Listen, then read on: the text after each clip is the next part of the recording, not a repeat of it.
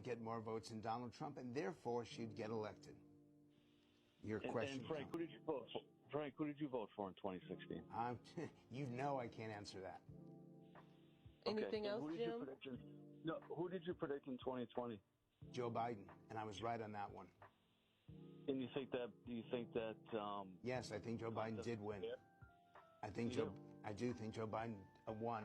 Before you cut him off, why do you think Donald Trump won?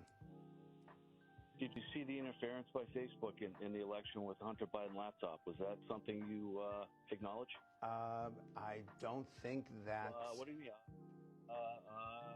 No, I'm not. Let him answer, Jim. Yeah, I'm not hemming and hawing. Jim, you have a point of view, and that's the problem. Is that you're unwilling to see the evidence. You're unwilling to examine the facts. I've looked at this. I've gone and studied this. And here's our problem. The websites that have that the election was stolen, their stuff looks great. It looks professional. It looks like it's factual. It isn't. The Mules, the movie that made the claim that all these ballots were dumped.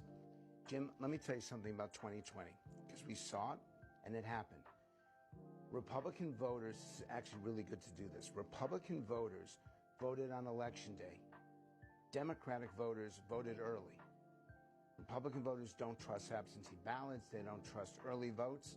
So when they count the ballots on election day, Donald Trump won by almost 2-1.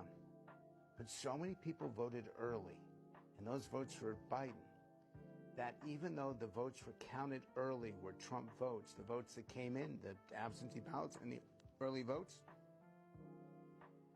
Biden caught up, and he went ahead. And you could see he was going to go ahead. We have to change the way votes are counted in this country, because it's going to give a false impression that one candidate was winning.